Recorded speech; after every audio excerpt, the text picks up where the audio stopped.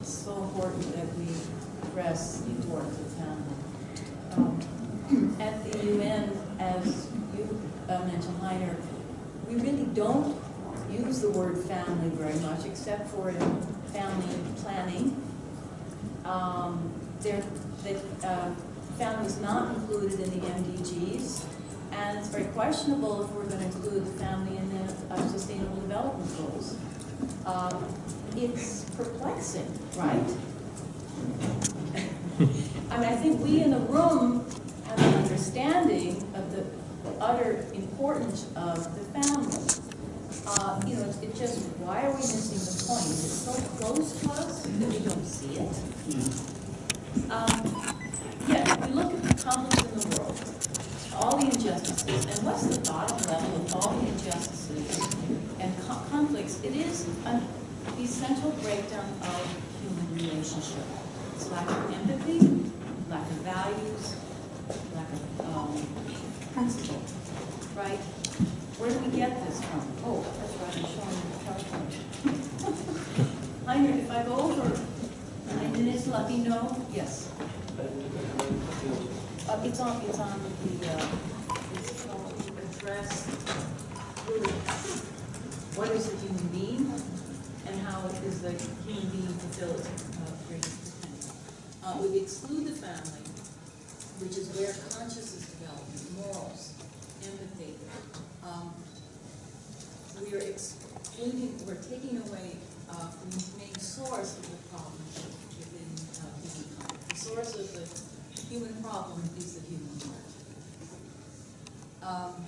Universal Peace Federation works to establish peace, build reconciliation through interreligious dialogue, international dialogue, collaboration, and education. And one of our core principles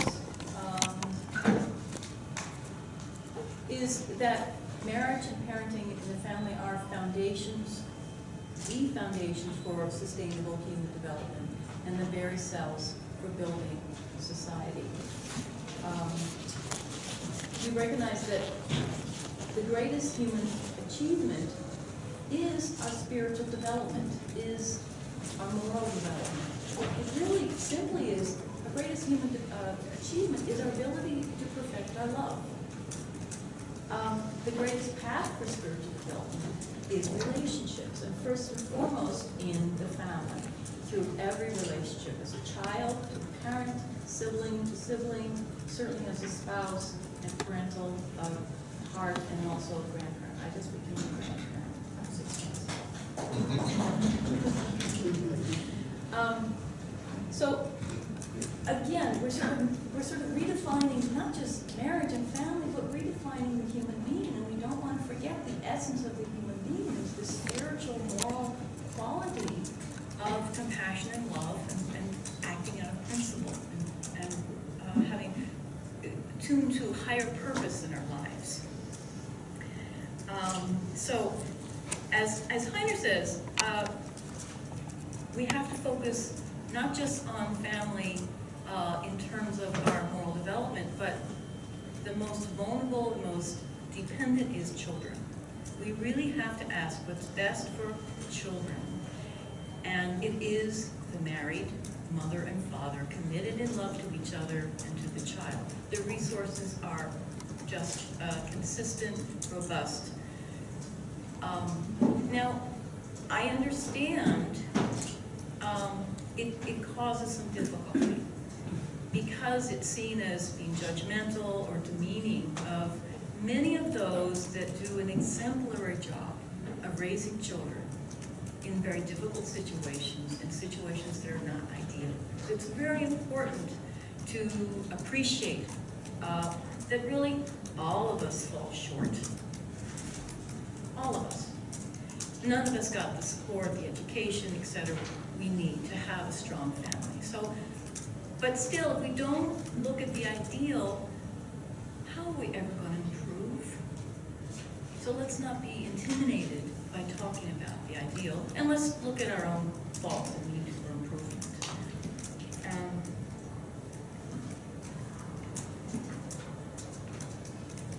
Okay, so what is going on with our children in the world? your adolescence in the United States is currently at serious risk for not achieving positive, productive adulthood. 21% of in the United States, American children from 9 to 17 have diagnosable mental or addictive disorder associated with at least minimum impairment. Current generation of young people is more likely to be depressed and anxious than was its parent generation. We are declining in the well-being of children. 20% of students report having seriously considered suicide in the past year. And in terms of the world, are we seeing increasing youth violence? Absolutely. Worldwide, some 250,000 homicides occur among youth 10 to 29 years old each year. 41% of annual total number of homicides globally. So we have a problem with violence, angry youth. In the United States, even though we're doing well materially, how we see deteriorating mental and behavioral health, high rising rates of depression, anxiety, attention deficit, conduct disorders, et cetera, et cetera. We're not doing so well. The main risks for youth violence, according to World Health Organization, is all of them listed basically point to the top. Low level of attachment between mothers and fathers and children, parents and children. My main point in my talk is we are relational beings, spiritual beings. We're hardwired to connect. We need stable, secure attachment to fulfill the human potential that we're have. Okay, so the solution, the World Health Organization evaluated different programs trying to alleviate this big problem of youth violence. The solution is parent and family-based interventions are among the most promising strategies for producing long-term reductions in youth violence. The family is the solution, whereas counseling and gang prevention programs have been ineffective. The answer is, again, going back to strengthening that bond between parent and child within the family. Parents are hardwired to connect to their children. Oxytocin and prolactin in pregnancy, birth, and breastfeeding enhance the maternal bonding. The oxytocin is that nurturing, natural opiate that bonds parent to child. Very important. Interesting, though, the research is that the father living with the mother is impacted by the pheromones that she puts off. And don't tell young guys this, but it decreases their testosterone, increases their oxytocin, and primes them to bond to their child and protect the child and provide for the child and make a commitment to caring for the child. And we all know that marriage helps make that relationship stable. It cements that commitment to the mother and to the child. Again, we have to put children well-being first. I already mentioned that there's so much research pointing to the fact that children raised in intact married families are more likely to do better academically, health, mental. It just is, again, repeated over and over again. We can't deny the facts. Now, mothers and fathers do parent different. This is a little extreme about what guys do, but the fathers are more fun, I have to admit, right? It's not all socialized. Mothers and fathers do contribute different qualities, different strengths to their children. And children receive gender-specific support from having a mother and father. So we know from infancy, there's so much about secure attachment for infants that it primes you to trust, to learn, have better relationships when you're older, throughout life. But adolescence also need genuine attachment. And I think we've made a big mistake in ignoring how much adolescents need attachment to their parents. The hardwiring in us, we want to be attached, we want to belong. We find out who we are as adolescents through our relationships. If we don't have a strong bond to our parents, we have the same natural impulse for connection, so we go to our peers. Our peers do not have the maturity to guide us. They don't care long-term about us, and we get that as influence. That is our main influence as an adolescent. And that's why we see so many parents complain, like, why is he always on the phone? Why is he spending so much time with his friends? How come he doesn't have time to have a conversation when we dinner? It's a serious problem because actually they've replaced that attachment to us, or it should be, to peers. And we see a lot of disaster in this area, right? Okay, so what do teenagers go to in this world that is highly sexualized? So many children, and this study, according to CDC, is that nearly half of all high school students in the US report having had sexual intercourse. Now, sexual intercourse produces those wonderful hormones that naturally bind and connect and attach you. It increases your trust. But in early and multiple relationships, that wonderful connection that comes from hormones and creates emotional binding is kind of worn out and weakened.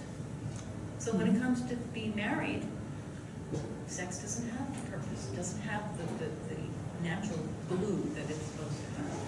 And this obviously can lead to a weakening of marriage. And it's really, we're not being honest with our children if we kind of go along with the sexualization of our culture and the sexualization that is in comprehensive sex education at the UN. And not teach them about how to have genuine relationships, because again, that's fundamentally who we are as human beings. People that want love and connection. Don't replace it, not to replace it with sexual relationships. Fundamentally, we are relational, but also we're moral, and we thrive when we know there's purpose and meaning. 2 minutes, thank you. So we're biologically hardwired for attachments, but also we need more purpose and meaning. And where do we learn that? We learn that in the family. The beginning of morality is primed in close, genuine relationships with other parents. It's the essential foundation of conscience, moral meaning. Just as we teach children how to talk by talking, we teach children how to love by loving. This is Jean Piaget. The child spontaneously attributes to his parents perfections, or I have to say imperfections, and abilities, which he will later transfer to God if his religious education gives him the possibility. We learn so much about love and the universe and how we connect and what's important in the very foundation of the parent-child relationship. So the natural order of the family teaches also natural social order. There is hierarchy and there is purpose and higher purpose in the world. And also, it teaches how to live for a higher purpose. Relationships based on self can't work. Marriages that are focused on a higher purpose of procreation, building a better society, you're not going to be so focused on self. And that helps enrich the family. Also, adults need attachment. So we need to take care of our marriages. I teach marriage education. I'm so grateful that Richard Kane is here and Harry Benson. Wonderful educational programs. We can make our marriages better. We can teach our young people how to have better relationships. A lot of marriages fail, but it's not because we didn't buy the house, or we didn't go to the vacation, or have the glitz, or whatever. It's really fundamental because there's lacking of human connection and attachment. need to address that. So the family is essential. We have to go back to enrich it, understand the purpose, proclaim the purpose, do better in our own lives, and certainly, as you all are doing, really, in all your aspects, keep on fighting the good fight to remind us all how essential the family is. Thank you very much.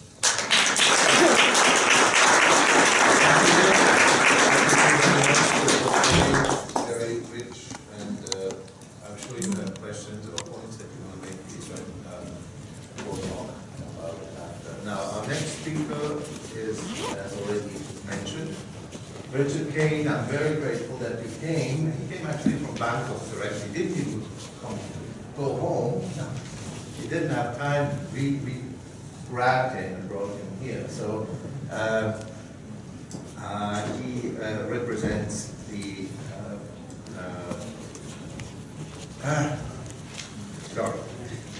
Marriage Week International.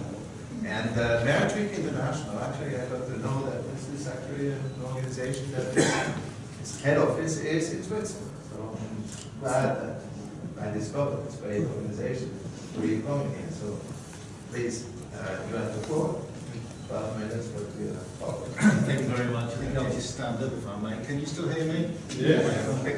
Well, it's very nice to be here. I love Switzerland. I come here quite often. The first time I ever came, I was 21 and I drove here for Christmas and spent the week skiing in the Vevey area.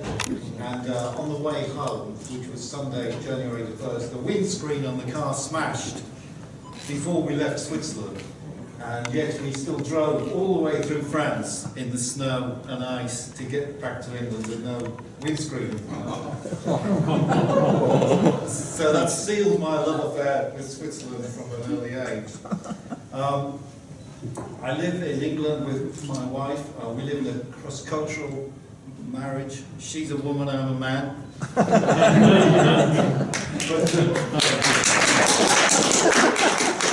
But no, genuinely, it is cross-cultural because she is a Swedish girl and I'm an English man, and we've been married for 27 years. And during that time, I think she's been married to at least 4 different versions of me.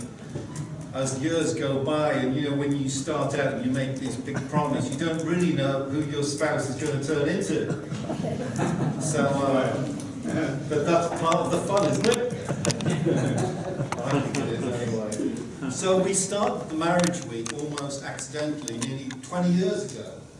I've been promoting the idea of Marriage Week for 20 years now in the UK and internationally for almost 10 years.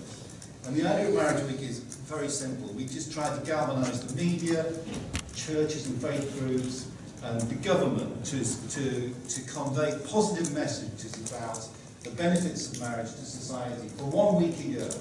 And we do it for 1 week because it would be difficult to get all those people to work together for 52 weeks a year. But for 1 week a year, they can kind of bury the hatchet a little bit, if you understand my terminology. And so the project now, to my utter amazement, is running in 24 countries all around the world. The reason why I was in Asia was I was presenting it to family ministry leaders from all those countries. And our goal is to get up to 100 countries by the end of the decade.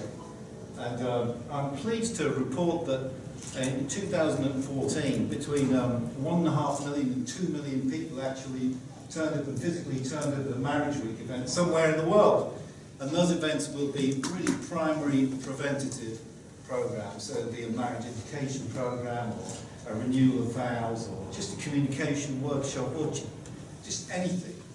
Because the premise is that the way to help couples is to help them to be intentional about their relationships. And they may come along to something in a church and think to themselves, oh, we're just going to have a little talk and a glass of wine or something. But without them realising it, they become intentional with each other when they do that. And then they may go on to some kind of program. So it's really the primary preventative end of things. So that's me, that's what I'm all about. I'm a great supporter of marriage, I'm a fan of marriage, I understand the realities of marriage, I know it's not always easy, but I do know that it's the best environment to raise a child. And if you were a child being born today in Geneva, and you could choose, you would always choose to be born into a family where your parents were married.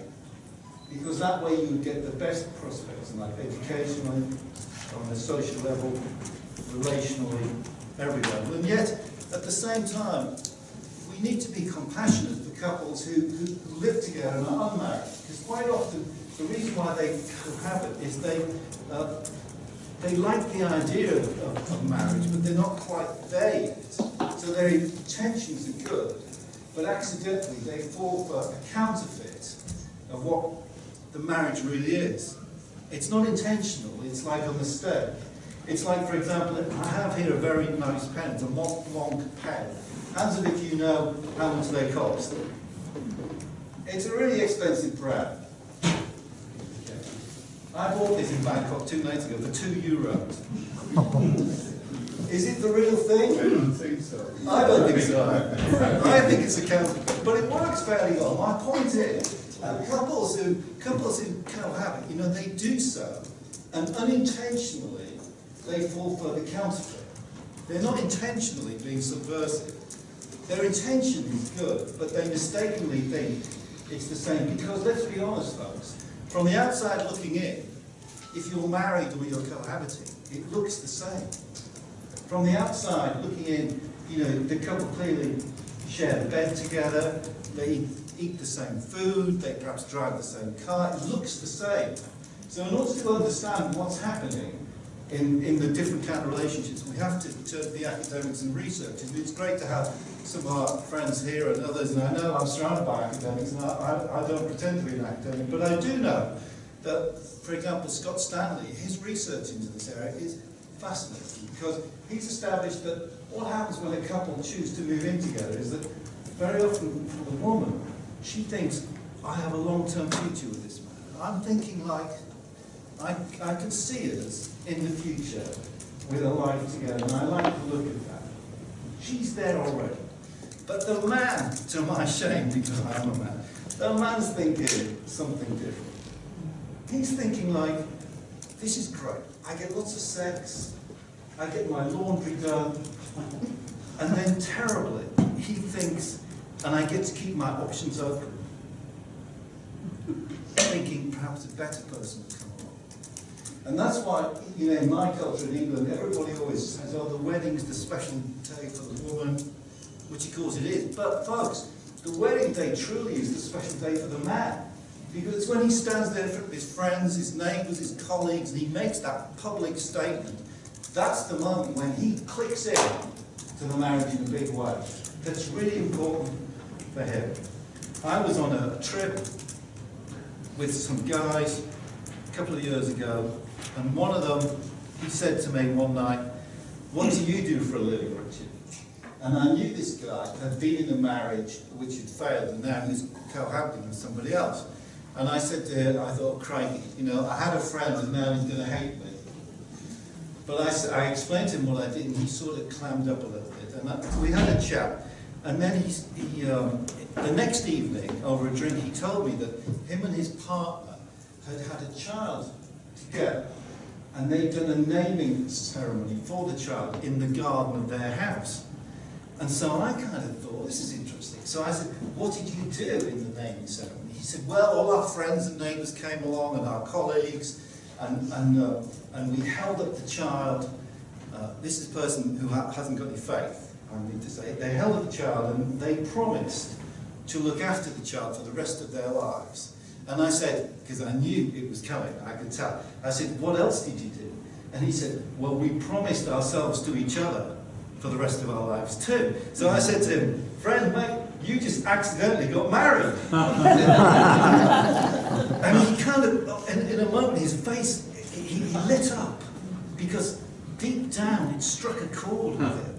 So even though he had this thing, oh, I've been in a marriage before and it didn't work, I'm anti-marriage, when I told him he'd accidentally got married, it slipped out. And then I was pleased to hear, within a year, they actually had got married as a couple. And I like to think that my little encouragement was perhaps a step on the way for him and his wife in their journey.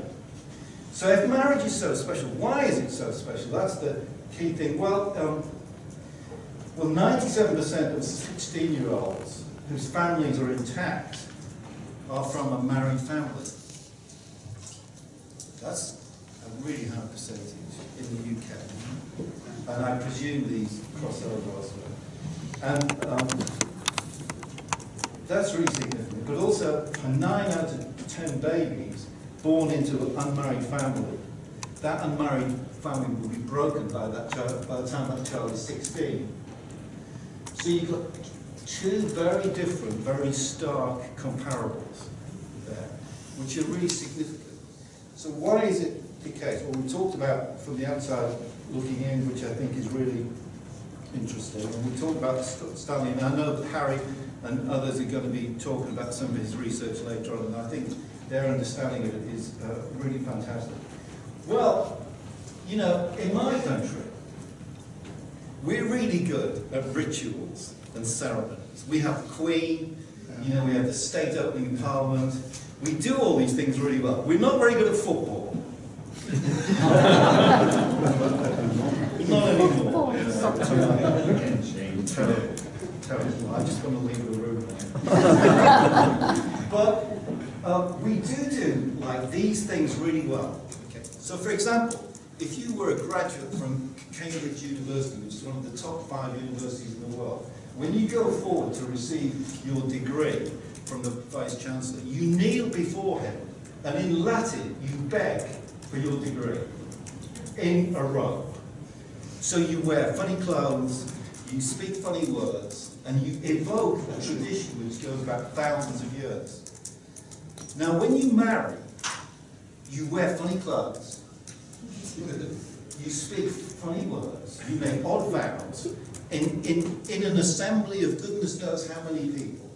A marriage in the Church of England is an open meeting, it's not private, anybody can wander in and watch.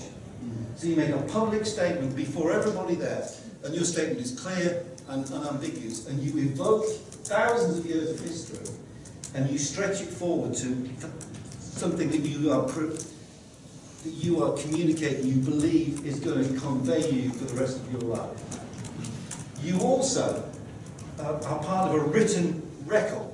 So in my country, if you want to know who married who, hundreds of years ago, you can go to the church register and you can look it up. It's there in writing. Now, friends, a couple that just move in together, no matter how nice they are to each other, that is never going to look and feel like anything like that, is it?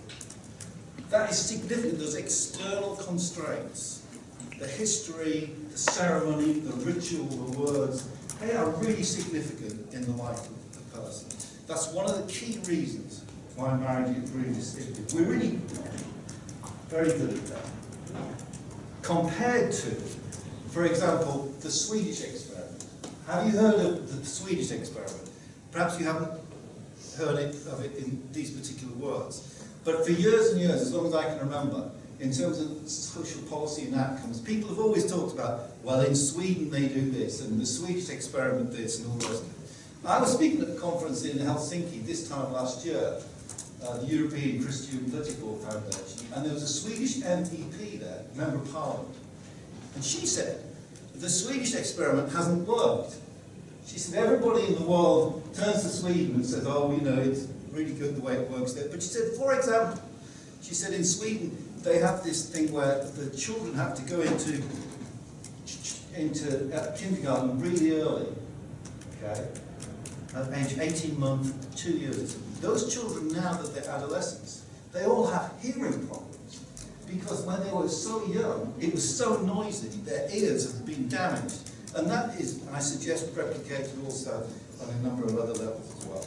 And so, finally, there's lots more I could say, but I'm speaking again tomorrow, I think.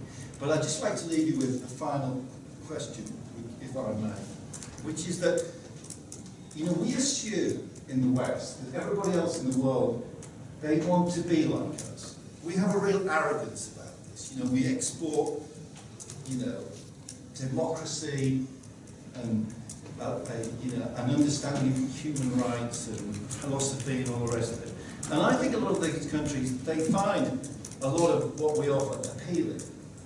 But I would like to suggest that one of the reasons why there is such a rise in in militant religious expression is because there's a lot of these people that are really conservative, and they're scared that their grandchildren are going to end up being really liberalised as a result of adopting the West worldview. And so for those of us who are great advocates of peace, it's a really interesting thing to consider. Perhaps one of the reasons why there's such a rise in extremism from other areas of the world is that these people are afraid that if they adopt a Western worldview, within a couple of generations, their children will look like our children. And they don't want that to happen. Because everybody who's a liberal, they are a liberal until it comes to considering what their own children and grandchildren will look like. Then they turn to a conservative. Thank you very much.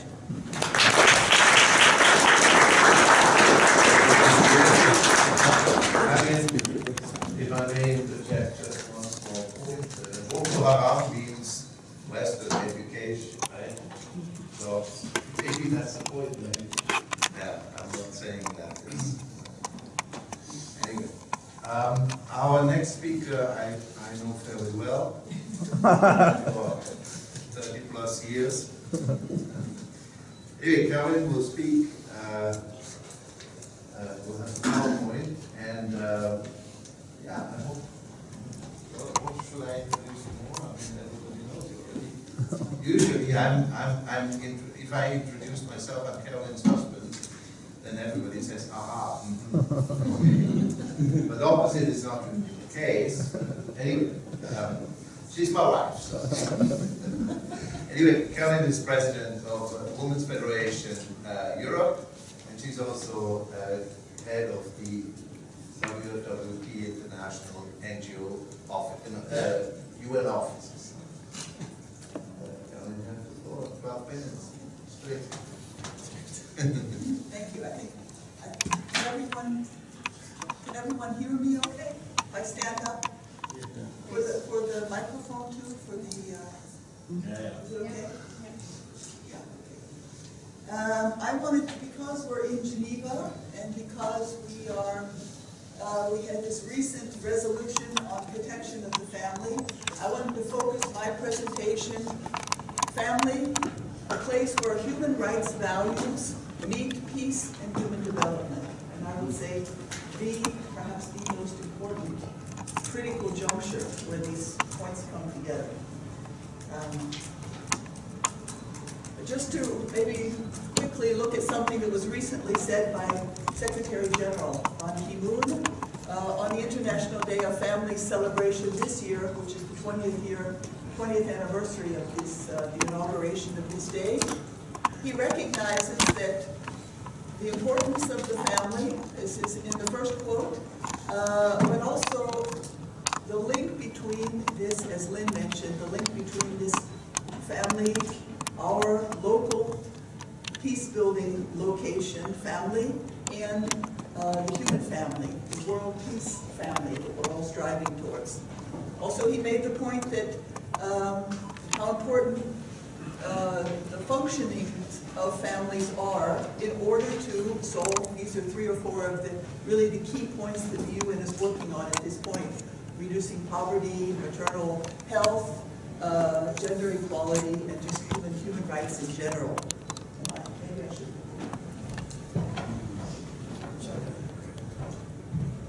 Just the microphone. Oh, the microphone. Okay, maybe I'll change this. Okay. Hello. Yeah. So, a look at family. As Lynn mentioned, oddly, family, this very important rung in the ladder towards world peace, oddly, family is oftentimes left out. But again, as my husband said, it seems like maybe this is the moment when we can bring that in to the picture. UN Charter refers to human family all the time. I mean, several times, as well as many other conventions and documents in national governments, as well as at the United Nations, really talks about the family as being this goal that we are striving towards. So there must be some link there to protecting our families. So what kind of family could be that microcosm of a culture of peace? So sorry, there's so many points here, but maybe this is one of the more important slides. What is a healthy family? A citizen is considered healthy when he or she is not a burden but a contributor to the whole in all aspects, talents, experience, time, a kind of natural ecology. But similarly, families are assets when they are bequeathing the benefits of that family piece or that environment to the community around them, and the values learned and lived in families should guide those members to really make that contribution from the earliest ages. If families are consumed with needs of self-maintenance, then maybe they need protection, sometimes just temporarily. Why? Because they aren't living up to the potential of providing greater value, which is that definition of family. Some modern trends in family form, although they may be real, actual, they cannot always be seen as being the optimal form. And so we have to, as Lynn said, we have to keep in mind that there is some kind of an optimal form. And as you mentioned too, when we get married, we are not anticipating a breakdown. We are assuming and hoping that things will go well. And then also, as Lynn mentioned, we can build a culture of peace only where there is incentive to greater cohesion, greater inclusion at each level. So maybe just to take a moment, because we are here about this historic first Human Rights Council resolution on the protection of family, just passed a few days ago. I think maybe this is less important, but these are some of the points from the sort of the preamble of this. And making, I think, all the points, again, many of the points that we have been talking about here today. But we know there were critics, and if you were in the room at the time of the vote last Thursday, if anyone says that this resolution has no value or was unimportant because anyway it's only sort of anticipating the holding of a panel next Human Rights Council, then you did not experience what happened in that room. It was really a fight. It was really a fight to make these points and to make this vote, and really up until the very end, no one was really sure if this was going to be accepted or not. Some of the critics say family should not be a subject of human rights protection. That, in other words, a group, it should be individuals within the family that should be protected, but not the family. And even I had one young girl sitting next to me who I started to get into a discussion with her about it. She said, "You should be ashamed that you want to protect the family." Okay. So it's just to say that there is some kind of a thinking and lobbying going on sometimes that actually is totally out of the realm of common sense. Human rights abuses occur within families, of course, and perpetuated against individual family members who should be protected. Of course, we know that. And the other point was, why is there no long list of these modern forms of families included? My response to the critics: families are very important units of society, as are ethnicities, as are different groups that need caring for, disabled, there are many groups in society that need support. Yet, human rights do occur in families, but would it not be wiser to think, if better protected, the family could withstand attacks against its integrity, instead of denying families their right to protection? For anyway, individual members of families are being protected in other documents and in other moments, other places. And to the third point, as not mentioned specifically in the Universal Declaration of Human Rights, and as not mentioned specifically in Ban Ki-moon's speech on the International Day of the Family, implying whatever form they may take, instead of listing the forms, does not exclude anyone. And that fight in the Human Rights Council was as if that was not the case, actually. But so instead we're focusing on the entity of family rather than those kind of details for the moment.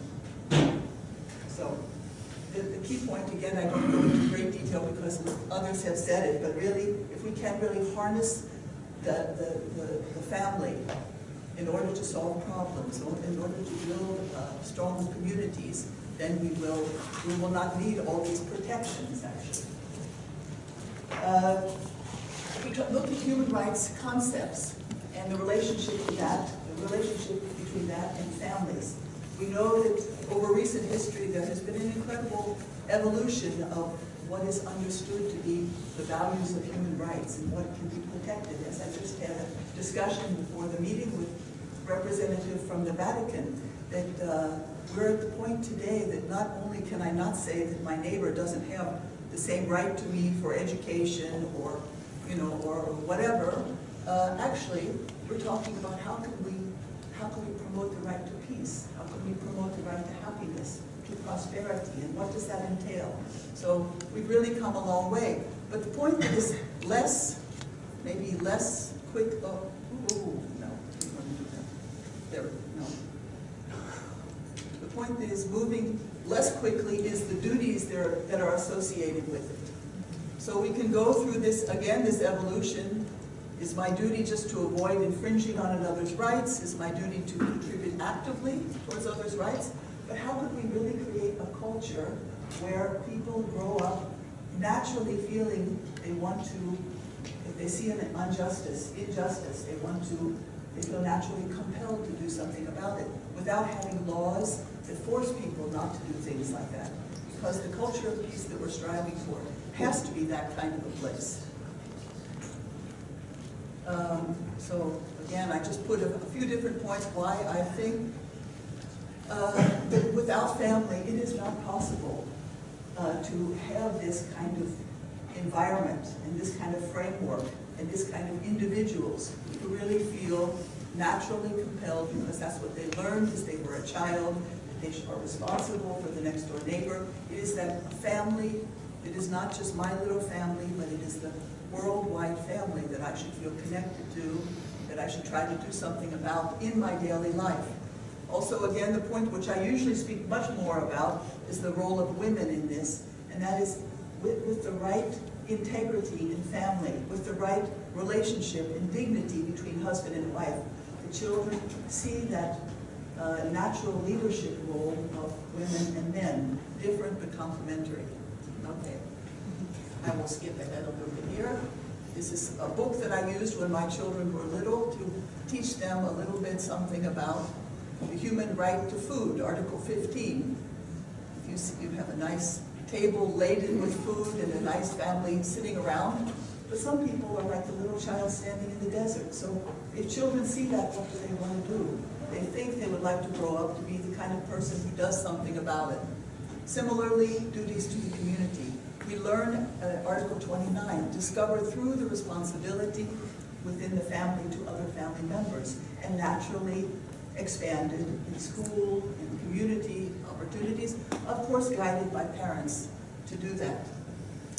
A freedom is when everyone appreciates the talents and resources of others and contribute their own talents and resources for the betterment of the world around them, which sounds idealistic, but which actually to a young child in a family sounds rather natural.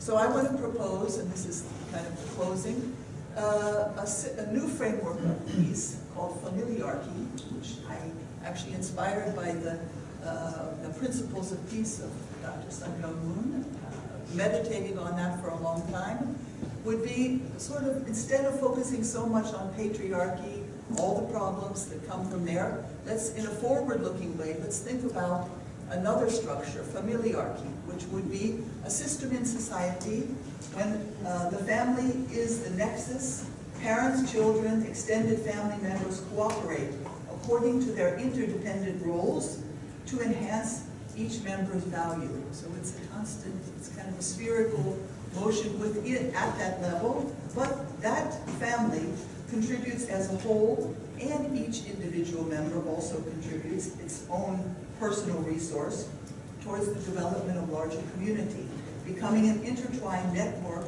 of empowered families. And then going on, we talk about governance and governments, and that natural parental role where a masculine, feminine leadership can be seen as being very, very important and necessary.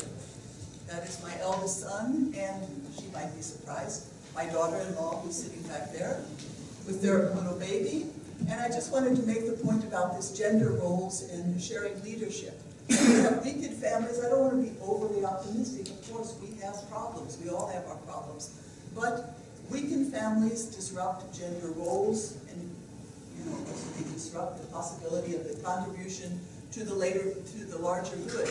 But should we throw out the family, or should we think, let's work on the family? Let's try and understand why the family is struggling so much at this time. But it's not just economic reasons. There are other reasons that, again, were mentioned by others. Should we readjust those roles, even these gender roles, to the current trends? Or should we look to see what is the optimum as our goal and to work on prevention? And finally, this was just to close with a picture of my husband and I, because I wanted to say it also in preparing this conference, even though he was really the lead in doing this time.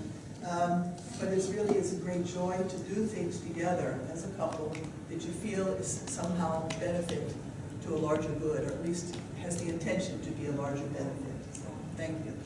Thank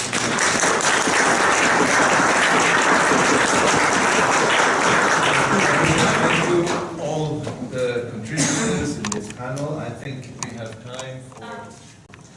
My name is Josie Hauer, and I just like to sort of give an example of something Carolyn said. Our agency, I'm from America, and representing the Administration for Children and Families work, and I was thinking about the domestic violence services that we fund and provide across the country, primarily to women. Of course, there's some domestic violence services men come in, but by and large, it's women coming in because they've been acted against, usually by a male partner, married or not, and often there's children in the home. And so, of course, over the course of the services, it is common that the woman returns to a situation where there's inter-partner violence. And providing services to women is great. Of course, we have to do that. And one of the solutions is, have an exit plan and, get out if you can. But it's harder to do if you have children. And so a lot of the women over the years have said, well, do you have any services to the men? Because I want him fixed. I don't want to leave him. Can you fix him? But there are so little money given to services, to outreach to men who have chronic conflict habits. Should we just throw them away? Well, even if the social worker says, yes, he's no good, he's a lousy guy, get rid of him, still many women want to solve the situation because they don't want to break up their family. So they return to a situation which is very difficult. And so if we had this notion, I was very intrigued, as protecting the family as a rights issue, because the whole domestic violence services in America, at least, came out of women's rights, right? And that's one of the reasons why we even lowered the divorce laws. We made it easier to divorce so that women could get out of lousy marriages. They were married to lousy men who beat them, right? They didn't have to stay there. So that was framed as kind of a women's rights issue. And what you said actually made me think about this, and some of the other changes in our child welfare system that has been more actively in recent years reaching out to men and their relatives to try to find permanency and safety for children. So I really just appreciate that. I want to offer that as an example. Great point. Any questions? You, sir? Thank you very much. Good morning, everybody. I'm Sergei Kondrativ from the Russian Mission. First of all, I would like to thank the organizers for convening this important event, this conference on an extremely important issue. We are very grateful to you for mentioning the resolution protection of the family, which was voted last week by the Human Rights Council. Russia was one of the main sponsors have a lot of common with you. We have common concerns and we have common goals. And we look forward to close cooperation with you. And we've got one question to panelists. How to increase understanding of the importance of the family in the world, especially in the Western countries? Thank you. Who of the panelists would like to take that? The question was how in the Western world we could raise awareness or a better understanding of the importance of family and to tackle this. Okay. Yeah, just a few comments on that. I think those of us who are convinced in the traditional form of family, which probably most of us here are, we normally have a presenting problem in doing so. And the presenting problem is that we struggle to articulate a positive message without also expressing a negative message against other people who adopt a different kind of form. And so I think to answer your question, what we have to do is we have to work hard at the kind of messages that we send out. A really good example is Harry Benson here, we're going to be hearing from later on, because his foundation, despite doing hundreds and hundreds of interviews, have never allowed themselves to be drawn into the discussion and debate about the same-sex marriage issue. They've just stayed on message in terms of what do you have to do to have a happy marriage, how to make relationships successful, and all these other issues like that. And they've had a militant approach, as far as I can tell, in terms of not being drawn into other things. So they are a really good example of how to maintain a positive message, even though the media wants to draw you in elsewhere. And they also have adopted a way of communicating in a soundbite kind of way.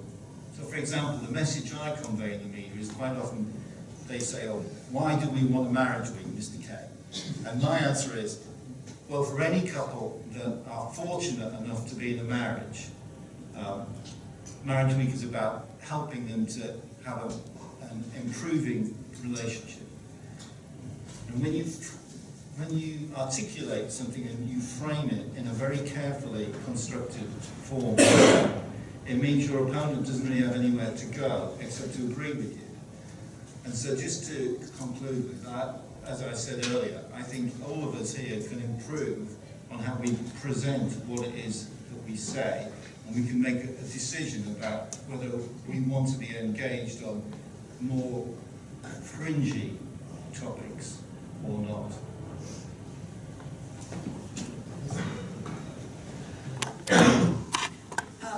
Thank you. It's a very important question. I'm from the United States, and my country really needs to look at how we're influencing the rest of the world.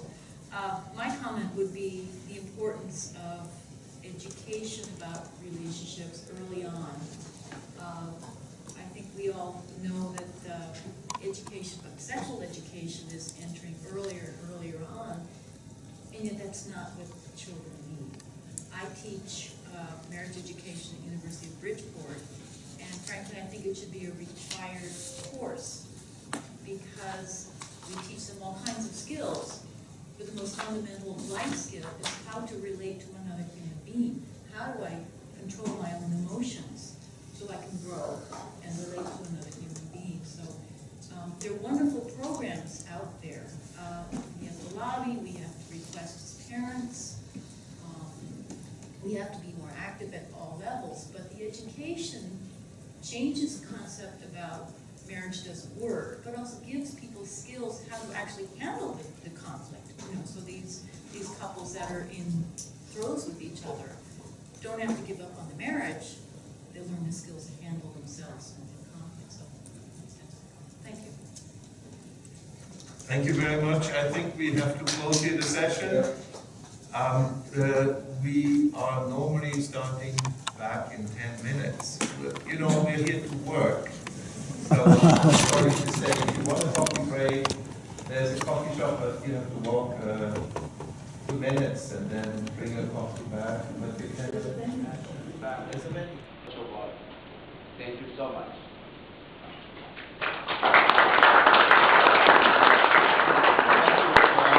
You outlined well, I think, the content of these 2 days.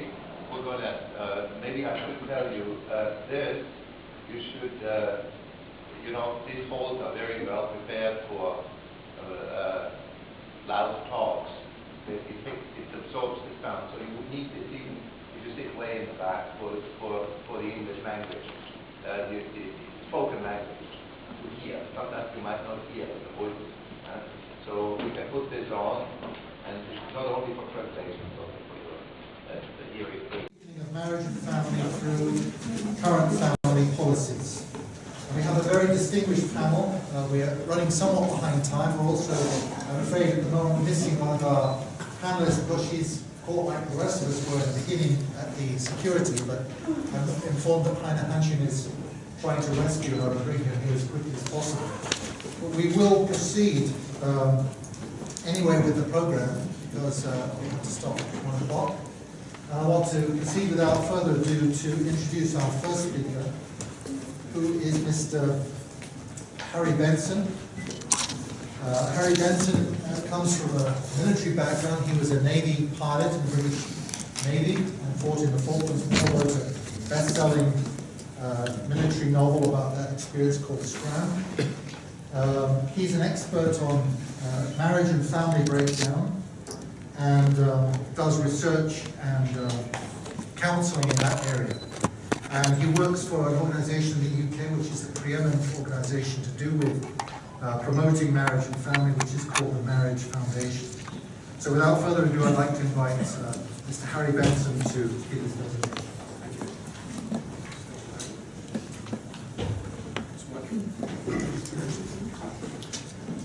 Ladies and gentlemen, thank you very much for inviting me to this distinguished conference.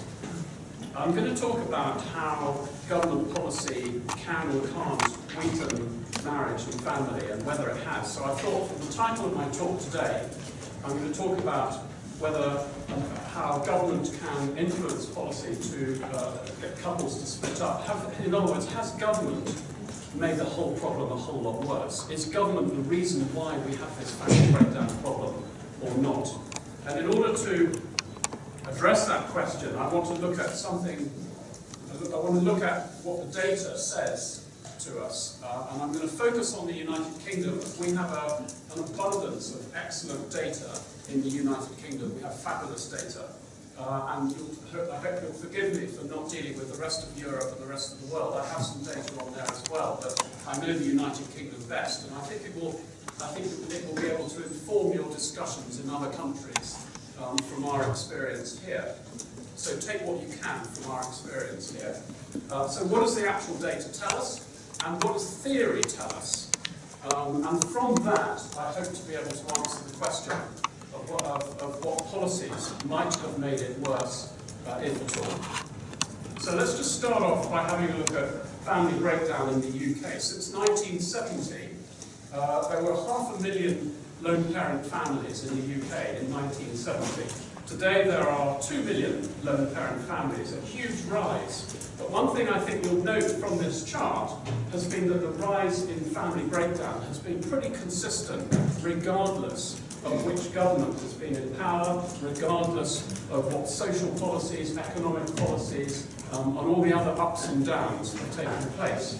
Now what's striking about this is that the really big rise in family breakdown from 1980 to today, where it was 1 million couples, 1 million lone parent families in 1980 to 2 million lone parent families today, that doubling of family breakdown has taken place while divorce rates have actually been relatively stable and even in recent years gone down. UK divorce rates are now 20% lower than they were in the 1990s. And that's been driven entirely by the improvement of marriage in the early years, entirely due to that. So if it's not divorce that's driving family breakdown, then it must be the collapse of unmarried couples. And I think this chart is very illustrative, that shows you, since going way back in history to 1850, the extent to which couples had babies outside of marriage back in 1850 was pretty much the same as it was in 1900 and in 1950. And the big change really happened in the early 1970s, when suddenly cohabitation took off. And I think this is a very striking chart. And this is the big social trend that has been driving family breakdown, because couples who don't marry, and we all know this, couples who don't marry are very much more likely to split up. That doesn't mean they will, but it just means they're very much more likely to do so. And the result is this. This is essentially today's data from our latest big national household survey called Understanding Society in the UK. What we found is that 19% of couples with children are cohabiting today. But those 19% of cohabiting couples account for 50% of all family breakdown amongst couples. So they are disproportionately likely to split up. Now, some cohabiting couples also get married along the way.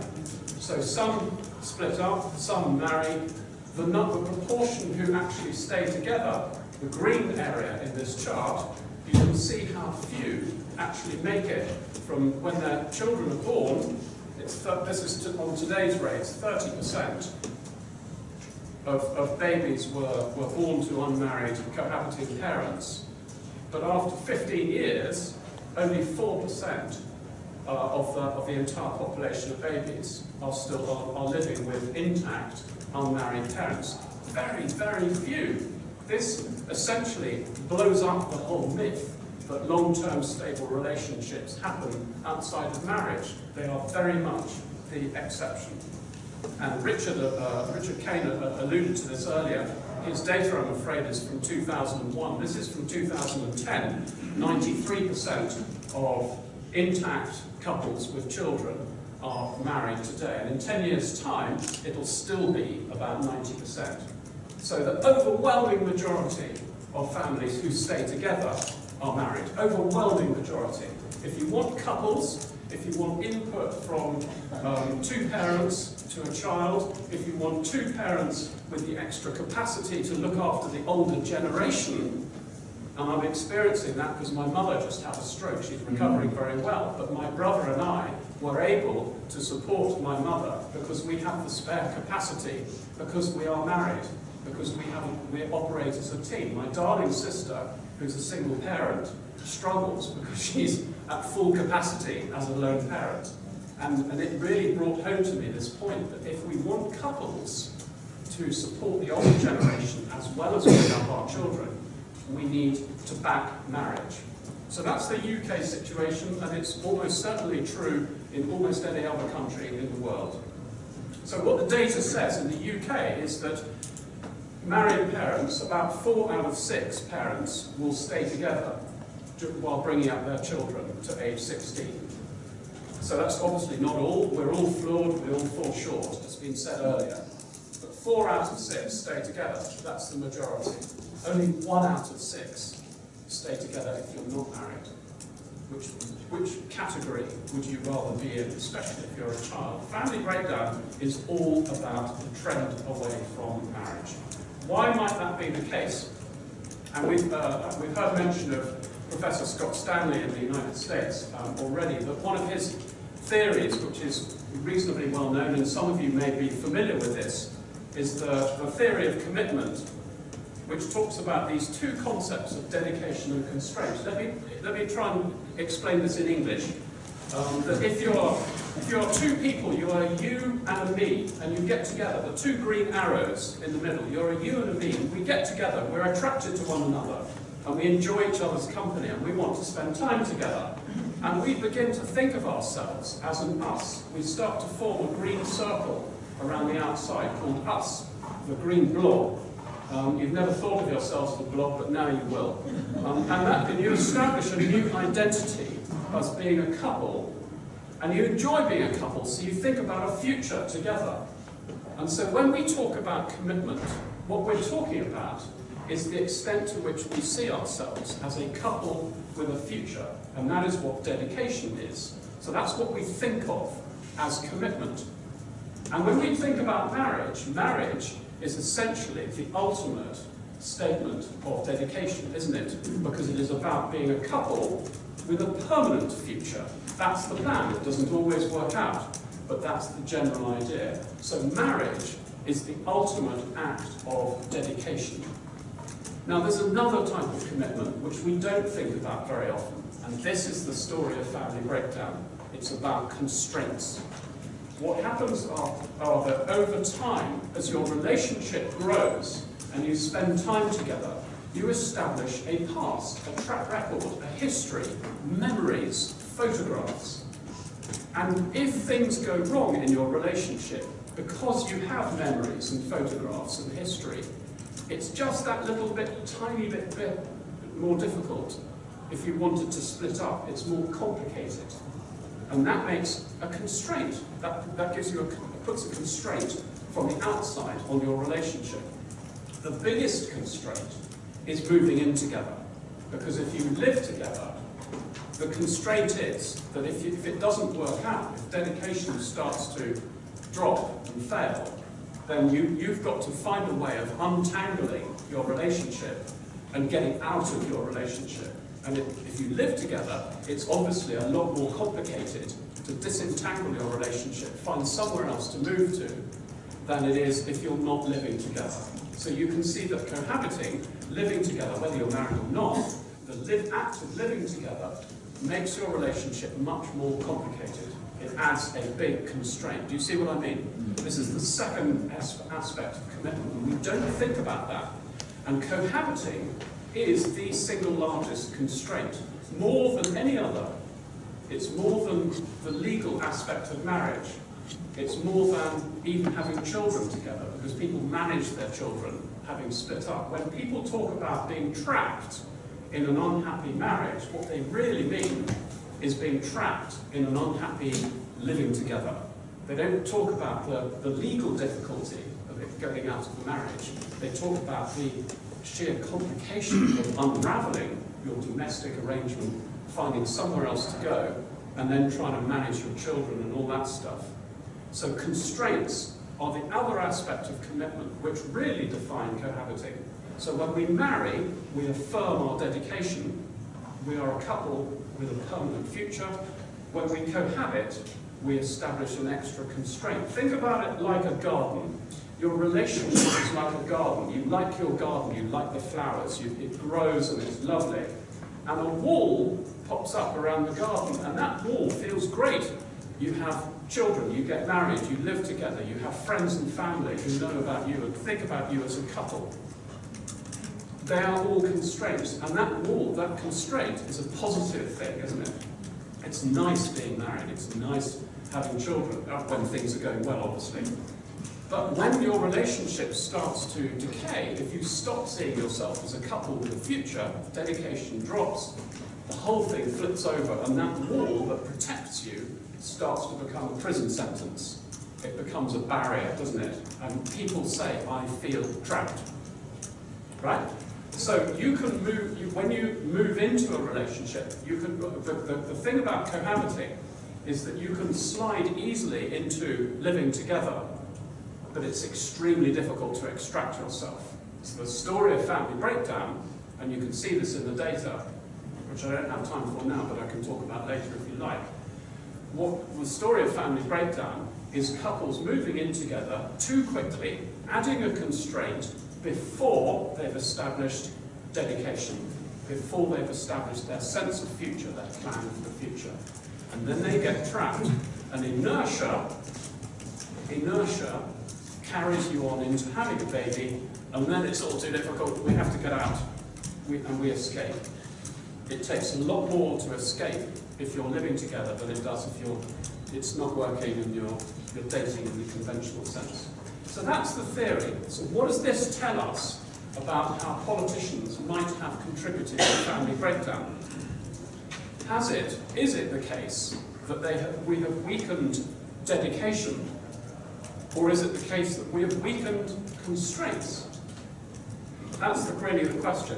If you want to find out if governments are responsible for family breakdown, is it by weakened dedication? Is it by making it less likely that couples will commit to one another? Or is it by weakening constraints on the outside, where you make it so much easier for couples to escape? Now, I think there are three ways that governments can influence the way that we behave: through law, through signals, and through money. Those are the key levers that government has. I don't think law is the big deal. I just don't think it is. Because the constraint that stops people from, or that traps people in relationships, the biggest constraint, as I've mentioned already, is whether couples live together. It's the difficulty of extracting yourself from that that is the key deal, not the law on divorce that makes it easier or harder. People don't split up because it's easy to get divorced. They split up because and they are willing to overcome that terrible constraint of living together. Is it signals? I think government have been too relaxed about marriage. I think they've been too relaxed about cohabitation. But I don't think it's the signals. I don't think the signals have made the situation worse. And I don't think money is the problem either. Because, let's face it, they don't give huge amounts of money to cohabiting couples. In the UK, we have had a problem since 2003, where we've introduced a tax credit which makes it pay to the tune of £7,000, which is about €9,000 every year. It works to your advantage to live apart, and that is crazy. And maybe government has contributed. Remember, lone parenthood has risen since 1970 in a straight line. So I don't think that made very much difference. It just is just more of the same. So, I'm going to say one thing and then I'm going to finish. Here's another thing to think about. Has government influenced policy on, has government influenced divorce? This is divorce rates for couples who married in 1970, 1980, 1990 and 2000. And you can see in the early years, in the first few years, divorce rates peak between years 3 and 6. But look at what happens when you get to year 10 of marriage. Every single year, regardless of when you married, in 1970, it's the same as the year 2000. The couples who've been married 10 years have the same divorce rates, the same trajectory. The nature of marriage hasn't changed in 50 years. Isn't that amazing? Once you get past 10 years, there's been no change. Astonishing. And that's why I'm relaxed about government doing whatever it wants to do about marriage, because it hasn't made any difference for the last 50 years. Okay, it changes in the early years. We're going to talk about that tomorrow. Has government policy made family breakdown worse? I don't think so. There's a bit of an incentive to live apart. The embrace of cohabitation doesn't help. I think the real culprits are the introduction of the pill, and I don't think we're very good at handling that. It's a brilliant invention, but I don't think we've done it very well. I think we're much too relaxed about how cohabitation increases constraints. Tomorrow I'm going to talk about how government policy can influence couples to stay together rather than split up. I think government can make a difference. But at the moment, the trend away from marriage is what causes family breakdown. And that's because of the introduction of the pill and cohabitation. And we've just not got very good at handling it. Thank you.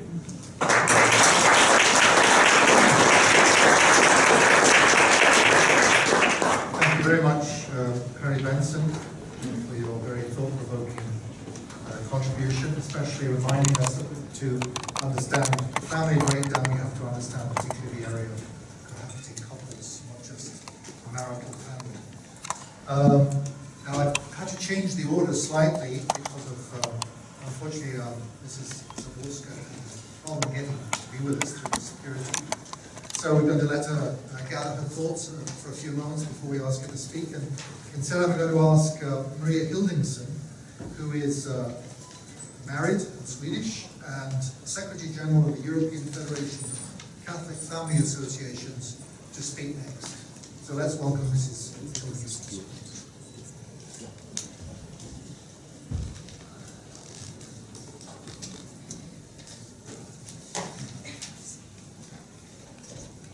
Thank you very much.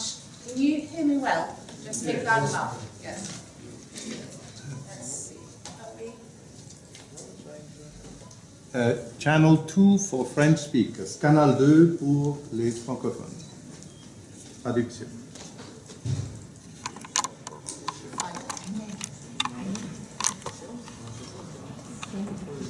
Hein? Ah, alors 3. Channel 3, sorry, wrong information.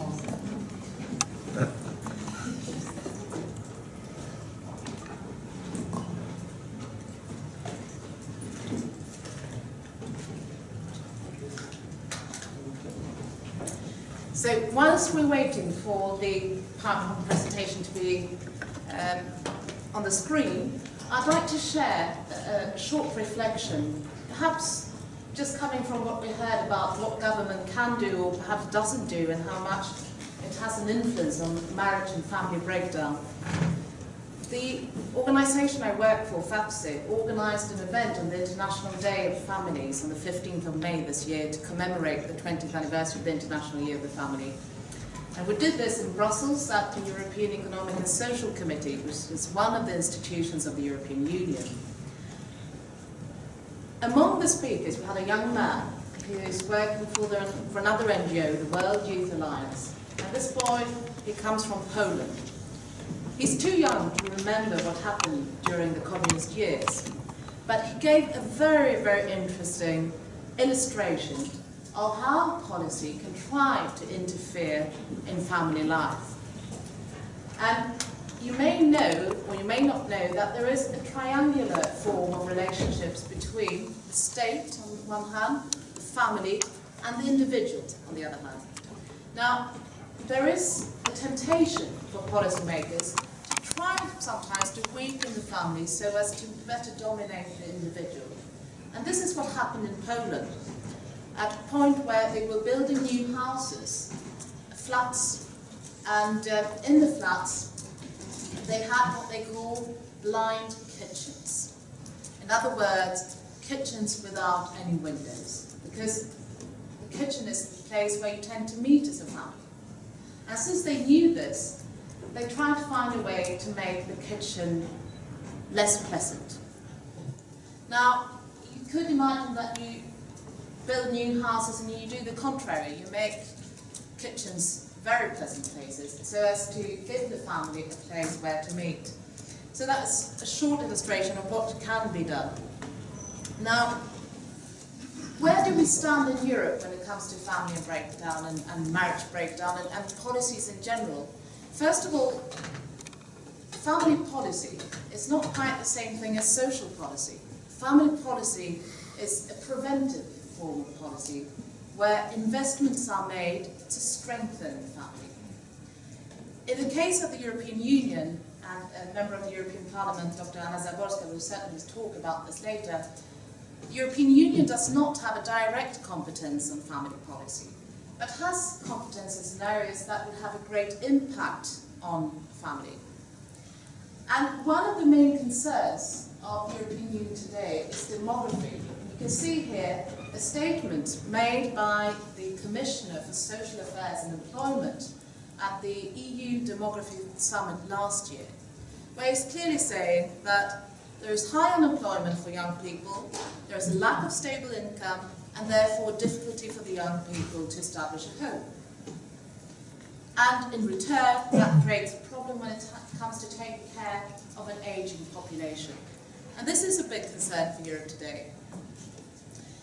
The low birth rates that we have in Europe are a rather strange phenomenon, because many surveys show that Europeans in general would like to have, in average, one child more than they do. So there is a gap between the fertility intention on the one hand and the fertility outcome on the other hand. And that can be, of course, for many, many different reasons. Unemployment leads to poverty, social exclusion. There is also a high degree of individualism in our society. The same young man who was talking about these blind windows in the kitchens in Poland, he also told us that many young people around him, he's less than 30, they have many connections. but they lack relations. They are connected to one another, but they are not related to one another. And in fact, there is a lot of psychological and mental suffering as a consequence of this. In the country where I come from, I'm Swedish, the main cause of death among our teenagers today is suicide. And I think that's an extreme alarm bell. In a country which is given, as we heard this morning when Richard Kane spoke, it's given as a model in many cases when you talk about family policy. But in fact, although Sweden has invested a lot of money into services and cash benefits for families, the real situation, what happens in relations between people and within the families, is a situation of deep suffering. And why is that? What could Europe change? And after all, what is really at stake in Europe? I think what is at stake is confidence in the future. And moreover, I've been based in Brussels since 2009, working on these issues at the European Union and at the Council of Europe. And I've seen that family has become a very political issue, which is today a bit difficult to handle. This is a picture from Paris last year. This is one of those huge demonstrations around the issue of marriage and adoption. And what really worries me is not that there are so many people in the street. On the contrary, I think it's important that people show in a very clear way where they stand. But what worries me is that countries such as mine and many other Western countries are promoting a certain social model, which is not the social model that countries in the eastern part of Europe, for example, would like to share and implement. And looking at the Council of Europe, where we have 47 member states, we can see that there are very, very different positions between the Western European states on the one hand and all those countries that have lived through communism. There is none of those states that have implemented laws that open up possibilities to marry beyond being a man and a woman. And there is a clash in the understanding of family. I think this is our biggest challenge today, because family is the way to peace, but if we're not able to talk about family in a peaceful way, we will not be able to build a better society. So what can we do? I will make a very brief suggestion, but first of all, suggest incarnated politics. Politics that puts the person at the center, but also above everything else. So that the person is the starting point for employment policies, for financial policies, for economic policies. And there is a tool which is rather unknown, which was presented a bit more than 30 years ago, which is the Charter of the Rights of the Family. I work for a Catholic organisation, and this is a document which was presented by the Catholic Church more than 30 years ago, because the Catholic Church was very concerned with the rights of the family. And currently, the Catholic Church has started what is called a synod, which is the biggest possible meeting within the Church to talk about the challenges of family and marriage in society today. Youth are looking for role models, and I think one of the very simple things we can all do is talk about marriage, talk about family, and give testimony in a positive way as being a part to the integral development of society. And we certainly need to work more. We need to make efforts to be able to reach out and talk about this issue. Family and marriage are of course a very personal issue, but they're also a public issue. And since it is also a public issue, the public authorities also need to reflect on how to address these issues while respecting the integrity of family life. One of the big issues here is to offer an education to young people which will enable them to have stable relationships as adults. In many cases, we will hear about sexual education. Now, I come from a country where sexual education was made compulsory in the 1950s. It was the first country in the world. And still, what the young people in this country are asking for is, how do I make the relationship work? You don't learn that in those education courses. So you do need the testimony of those who are elder. And this will be my last point. There was a survey, an international global survey published last year called the Global Youth Survey. It's made with 6,500 youth from 12 countries across the world, between 16 and 29 years old. And there were two main features. This generation has, since the 1960s, been the generation that has had the most radical values, meaning that they were the ones asking for changes in society to happen. Now you will see that there is a trend there in 1968 when things changed a lot, at least in Europe, in the Western world. But today, what these young people are asking for is something completely different. What they consider most worthy of respect are adults who have been good parents and kept their family together. And what they desire most for themselves is a family. And they want relationships that will last a lifetime.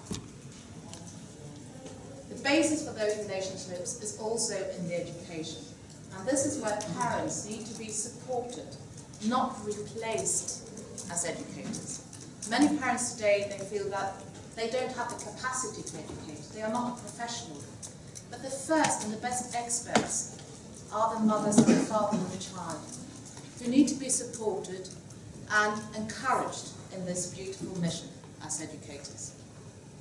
And we do know that this is part of the Universal Declaration of Human Rights, recognizing both the family as being the basic unit of society and the parents being the first educators within that society.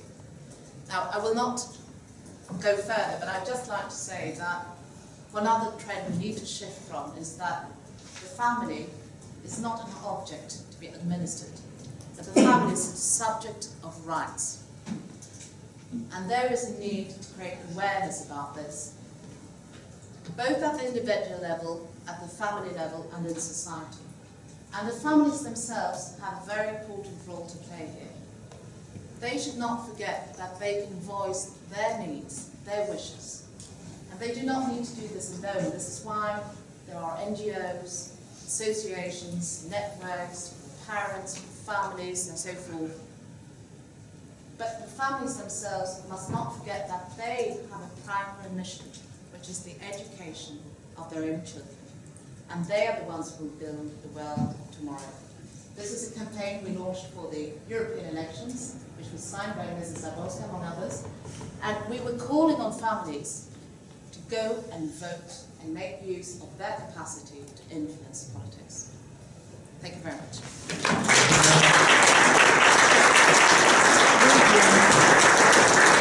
Thank you very much, Mr. Ellingson. Now we move on to our next speaker, who is Mr. Stephen Stacey, who is married, has a wife and 4 children living in Finland. He has taught marriage education at Lauri University near Helsinki, devised a couple relationship course, is working on the application of positive psychology to create a better marriage, and he's an expert on what governments worldwide are doing or not doing to support families. So let's welcome Mr. Stephen Stacey.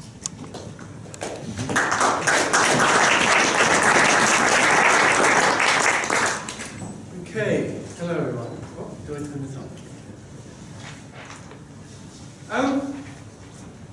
The value of marriage, to society.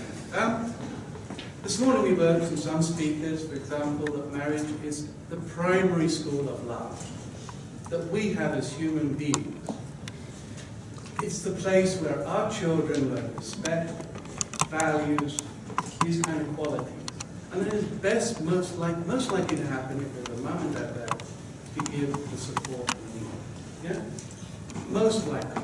Doesn't mean it can't happen in single parent family, but it's most likely to happen in both parents. It's our primary school of love. And if we want people to grow up to be loving, kind human beings, the family is an essential building block. Yeah? We learned that this morning. We've learned that it's the best place for outcomes for men, women, children, the couple as a team, you mentioned cohabiting, and for society.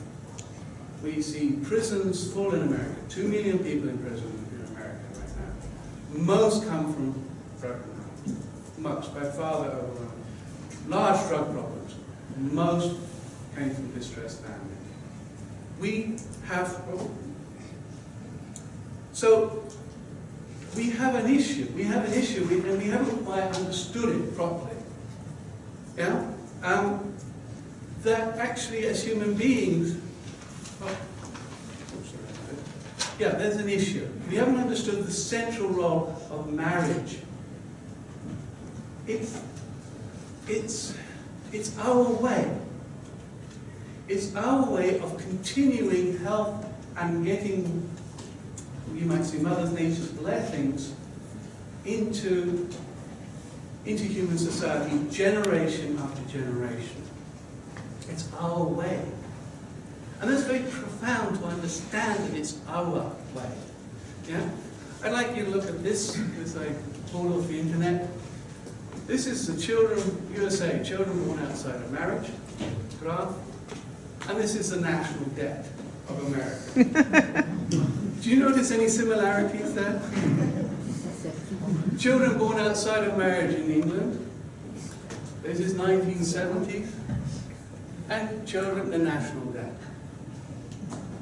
It's incredibly expensive for governments to become the adoptive parent to a single children. It's incredibly expensive for a government to look after single old people. My father has been looked after for 15 years by my mother. And it's and he would have needed help a long time ago. It's incredibly expensive to deal with the children who have behavioral problems, drug problems, etc., etc. We cannot afford it. We are going bankrupt. And you cannot, and this is a major challenge we have in the world today. If the marital family collapses, if people lose that sense of responsibility, that they are responsible for the children they brought into the world, if we lose that sense, this is my responsibility, even though I'm struggling with my partner sometimes, then we have only collapse. And this is the sense of responsibility, our divine ability to grow to love, our divine ability to grow up and mature. Years ago, we didn't have much support. Today, we have hundreds of programs in America, hundreds of counseling, and a lot of support to get through these issues. But we're not using them properly. This afternoon, we'll discuss that. We've got drug wars in Colombia, Mexico, thousands of families ripped apart, countries ripped apart because of divorce within America and Europe. You've got prostitution in various countries taking over. I could ask you to consider 10 years from now, 20 years from now, if China and India become divorce-centered cultures, and men have to travel abroad for their sex, to get their sexual needs, and their children. It will be an awful world in many, many countries. We cannot afford for those countries to go that way. So what conclusions can we draw? We are just like every other species on Earth. That's what my conclusion in my work over the last 10 years. We have one central way to exist as human beings, to pass blessings on to each generation. We have only one central way. Lions have purring. Nice for him. But maybe, but we don't work that way. We wouldn't work very well, and we wouldn't work very well if we had 10,000 children to look after. We have one central way, and that's our way. And that is us two people staying together to raise their kids, to take responsibility. And as soon as we stop doing that, we weaken as a species. We weaken as human beings, and our culture starts to collapse. And this is a very profound thought. It's a very deep thought that we only have one way. We cannot do anything else. All other ways lead to it. Yeah? And so you're left with the conclusion. Do we give up on marriage because it's not very good, which is what some people say, or do we try to improve it for the marital experience and support the marriage. And hopefully this afternoon we hear what various people doing around the world. Secondly, kids. It's the kids that suffer. The pain of the individual parent who wants to divorce is passed on to the children and to society.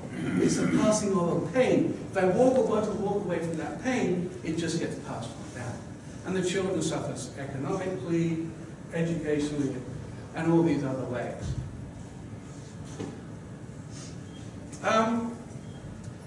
What happens then, we call it lineage decline happens in families that break up. Lineage decline. Lineage decline might be defined as a child at the age of 18, even though it's incredibly supported with education and all kinds of things today, has less chance of building their own family, marital family, than their parents did at 18. And that's what we see in the society today. Cohabitation is a direct result of lineage decline. Much of it is the fear to enter into a marital relationship because I saw my parents split up and divorce, and I went through hell. It's the fear. And so we have lineage decline entering. When the lineage decline enters en masse, we go into a spiral downwards as a society.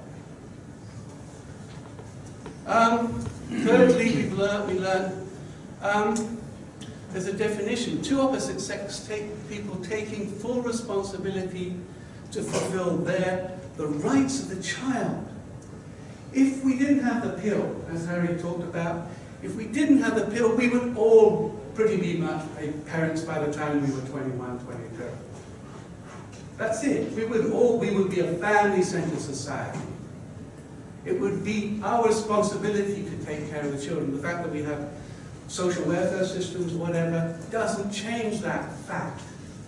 It is our responsibility, because that's what our children want, and it brings about best outcomes for their lives. And if we've chosen to give a child life, it is our responsibility as humans, divine responsibility.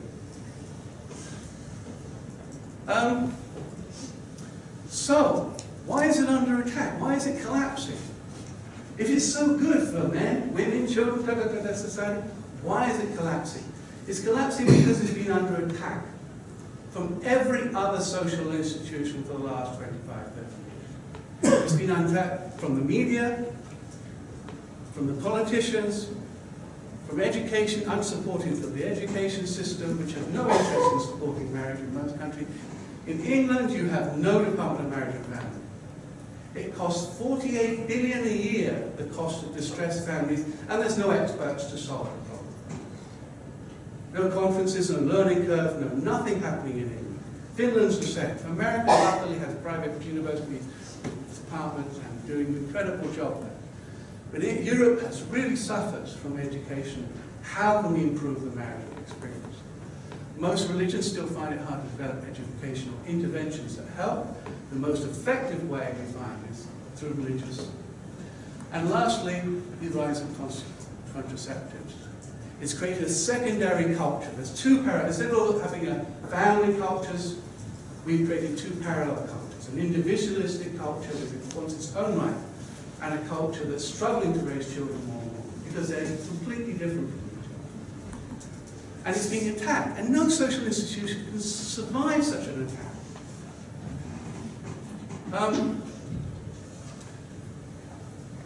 Basically, since we only have one way to pass on blessings, fundamentally, it's generation, for thousands of years, all institutions have to understand, to catch that, it is their role to support the marital family institution. It's our way. It becomes our way, and they have to change that. There's lots of ways we can talk about this, the media, but I'd just like to bring up one subject here. This definition, two opposite sex people taking responsibility to fulfill the rights of their children. Now, what politicians have done across the world, in the Western world, every time they make a law around marriage, they weaken the social understanding of that responsibility. They weaken it. And that's what we're seeing across, and that's why more and more people are not fulfilling their responsibility. So, two opposite sex. When you change to, when we developed no-fault divorce, it said, it changed the social understanding that it's sometimes it's not necessary for parents to do that. And as soon as they said that, we see this divorce rate go shooting up. And people saying, it's not my job. I don't have to live with this tough time. I can pass it on to somebody else to deal with. It's not my responsibility to go to marriage education courses or develop myself or improve myself or whatever. Somebody else can do that. And that was a poorly defined law, and it needs changing. Absolutely. There's a divorce reform website, and it offers other suggestions. And what this did, what does this no-fault divorce redefine the social understanding of marriage? It redefined it in the social sphere. It said a parent's right to happy is more important than a child's best chance in life. It gave adult a priority to the adult over the child. It said adults are more important than children. It said it's about my rights, not about my responsibility. It became my rights, I can do whatever I want, leave my kids, do whatever I want, I don't have to do anything. It said parents shouldn't have to go through a difficult time. I have been through difficult times. Every parent has been through difficult times. Every marriage has been through difficult times, but we get through them. There are natural difficult times in marriage, especially after the birth of children. But this law said you shouldn't have to go through them. Duh. That's like saying, be a good child, just grow up, will you? No, it doesn't work like that. And we grow through these difficulties. It is our growth, naturally. It's a natural growth thing. But it said, you don't have to struggle. You shouldn't have to. It said it's harmful to stay married. Absolutely no. Unless if there's violence, so of course we can say, don't go there, don't stay. But even in struggling marriage, children are still getting the support of two parents. They're doing better educationally. Their rights are still being upheld in many areas, far better than their parents do. Okay? And anyway, and of course, because it weakened the understanding of the child's right, they suffer poorer outcomes. And that's what we see today from Sweden, divorce, suicide, depression, drug taking, etc. Some states have now changed even further. We've changed the law so many times that the social understanding is so much about adults' rights instead of adults' responsibility towards fulfilling the child's right, that they've introduced same-sex marriage. And they've changed the definition of social definition once more, again of marriage, the right of any two adults to make a public commitment based on mutual sexual. So that's now the social definition in those countries. Duh, what's missing? The children. My responsibility to grow up and to become an adult through raising my children. And it's no longer, and such a definition will absolutely create more problems for the future children. Absolutely, because they're not there. Children are not there. Children lost the right to be raised by their biological parents in that law change. It may suit same-sex people or people who don't want children, but it doesn't suit people who want children. And that's what marriage has always been about, that taking responsibility for your children. And we see in the statistics in all those countries a rapid decline in heterosexuals marrying, because they said, well, what's the point? Marriage isn't about the kids, it's not about protecting children. So we see it didn't strengthen marriage as all the people said. It weakened marriage among heterosexuals and raising kids. So lastly, the state needs to ensure that they don't weaken the social understanding of human responsibility towards their children. It's my choice to find someone I love. It's my responsibility to grow old with that person and find ways. In the past, we didn't have marriage education. education program. We didn't have support system. We didn't have marriage counsel. Today we have loads of stuff. But the law is reflecting, especially many laws, just say, we don't have that stuff. We don't, to help people. They should do it. It shouldn't be like that. Yeah? And we need to change our attitude and say, get on your bike, you're struggling, there's lots of support out there for you. How can we do it better? Governments have promoted people who stop people from in a range of ways, harmful laws which harm marriage. And maybe Josie will talk about this afternoon or tomorrow. But it's far cheaper to spend $2,000 on marriage counselling for a divorcing couple. In Finland, they reckon it costs €1 million to deal with a child who had the Preventive is far better. But we typically only give the money after they settle. This has to change. Thank you very much.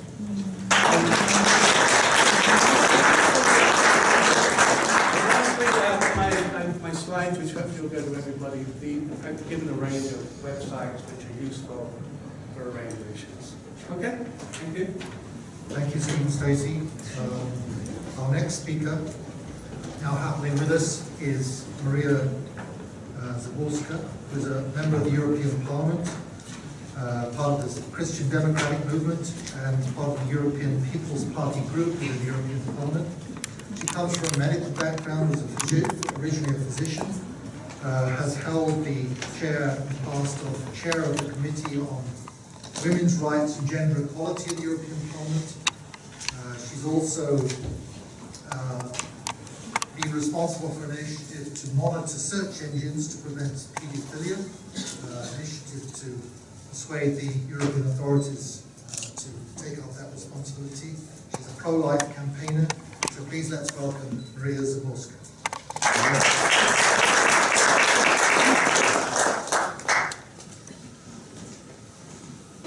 Monsieur le Président, Mesdames et Messieurs, je suis très heureuse d'être ici parmi vous et je remercie beaucoup les organisateurs d'avoir organisé cette conférence. Il m'est très agréable de me trouver parmi vous à cet instant afin d'échanger quelques idées touchant aux valeurs qui nous tiennent tous à cœur. Je veux dire la famille. Les 10 valeurs, jadis considérées comme fondement de notre civilisation, sont depuis quelques décennies remises en question. Cette année, à l'occasion du 20e anniversaire de l'année internationale de la famille, il nous est donné opportunément, au sein de cette conférence aussi, de conduire notre réflexion sur les raisons de ce changement que je viens d'évoquer.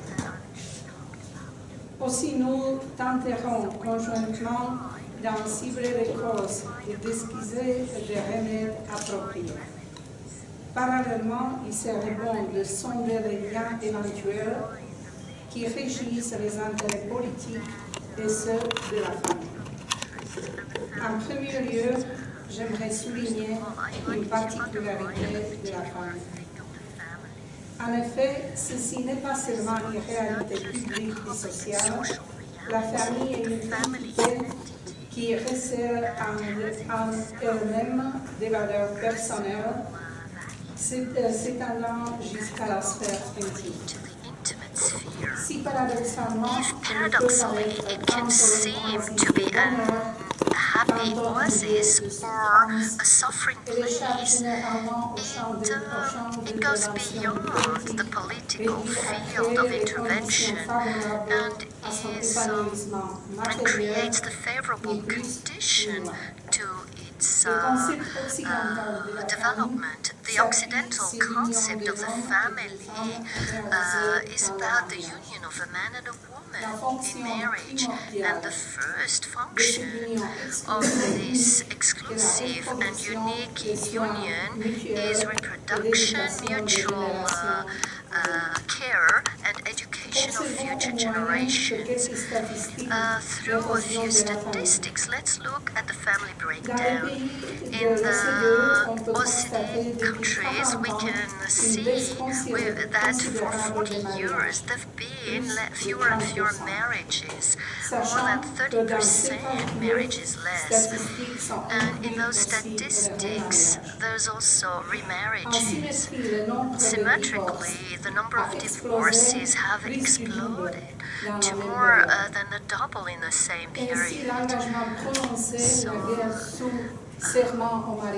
Before, people would marry and promise to be married until death would separate them. It's not honored in our days anymore. And right now, marriages last between 10 and 15 years. The divorce procedure has become more simple and accessible to all status of society, and the consequence has been a new economical situation that makes that the families have less income. So most families, single-parental families like the mother and her children, have a difficult situation in poverty and misery. First, the purpose of the family policies was about helping families in their material difficulties, contributing to the education of their children. But bit by bit, this objective has become extended to aged people. So through those ways, the state has been able to help families in taking away the people from their responsibilities and taking them from the familial solidarity. So the state has become a concurrent to favoring the separation of marriage and procreation. And in this way, the concept of the role of each generation has changed. The children don't represent an investment for the future and the hope to have a person next to you that would love you and help you in all the days. This role has been given to the retirement benefits, and the state has indifferently helped married couples or not without asking from them an investment or having them really invest in marriage. So it's a boomerang that we observe, and more and more children are born out of marriage. Our society has invested in the way of equality for all. We have adopted the Charter for Children's Rights, and those texts are just hopes, because the notion of helping has become rights. It's the new role that the state has, that is to take responsibility for the family and children. So the state has recognized the minimum revenue of the family and has taken the right to decide about education and about the access to teaching. So the state doesn't just help serving the family, but it has its action to normalize relations in the family. And to have this ambition asks for an incredible huge amount of investment that has a problem, that has consequences in the budget. Now, we ask ourselves a question: why is the family breaking down? Shouldn't we ask this problem in a different way? What function the family should assume nowadays? The functions of the family are, let's say, taken over by the state, and that's not a good consequence. To take the responsibility away from the parents. The state is encouraging living away responsibility and to take over the needs of the children. And in education, health, taxes, and doesn't take the family in consideration anymore. The parents. Let's take an example. In the European Parliament, during a debate on the maternal leave, there was a new demand that we don't talk about women that are pregnant, but working women. Maternity was taken that the woman, the mother, has to take a leave as a vacation.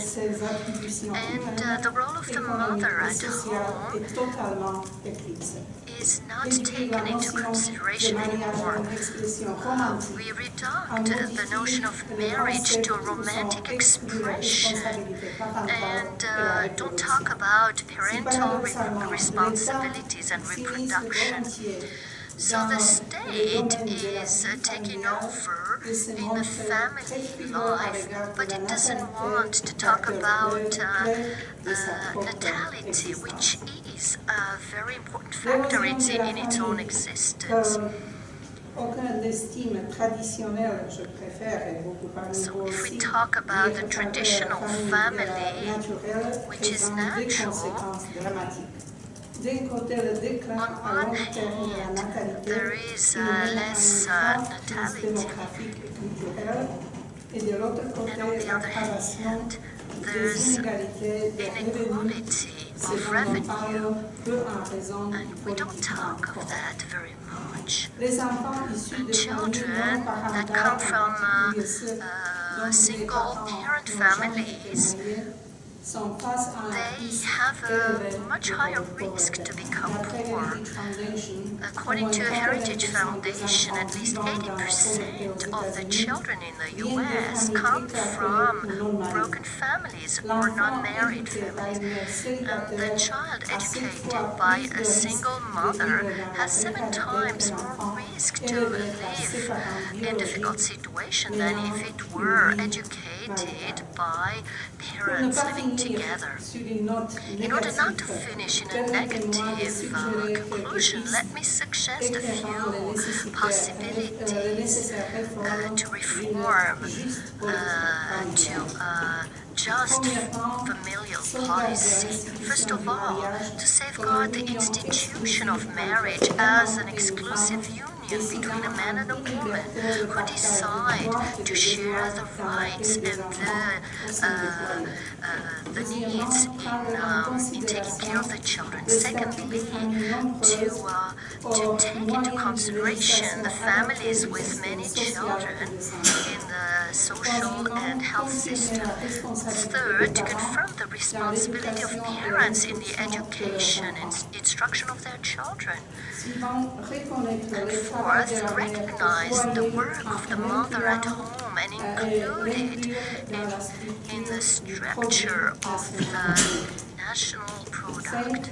And fifth, to apply in a coherent way the principle of subsidiarity to help families in difficulty. We can place all those suggestions in family mainstreaming. It's about taking into consideration the positive impact and negative impacts that all the members of the European Union will adopt in the exercise of their power towards the family.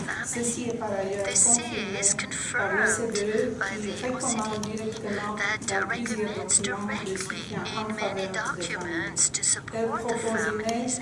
It proposes a support in the framework of fiscality of families with children, flexibility of work, and encouraging all the measures that support parents in the education of their children. And happiness is associated to freedom, activities, and interests and responsibility, as was formulated in Konrad Adenauer's Foundation. And this can be realized within the framework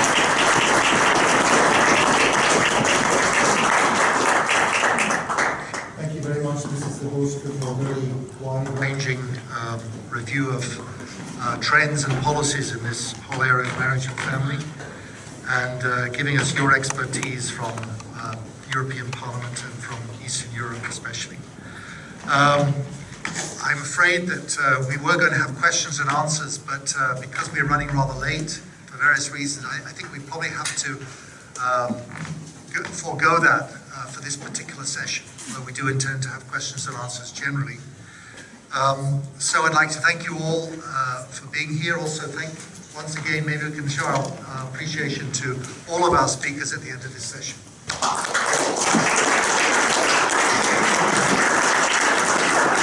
I'd like to ask my colleague Heine Hanshin to give us a few directions, a few pointers about where to have lunch and the next session. Do you want to? Yes. So lunch, as you know, at the UN, we stated it clearly, it's practically impossible for us to organize a lunch with everybody. We have cafeterias, we have just a small takeout place. We have a large cafeteria with lots of meals if you want to, but you should find your own ways there and organize it yourself. I think that's, we're not a closed group, there are hundreds of people there also, so it's impossible for us to organize, so I hope for your understanding. We want to continue at 3 o'clock. Yes. So you have enough time, if you want to have a big lunch, and take your time. Yeah. Anyway, thank you for your understanding. Please.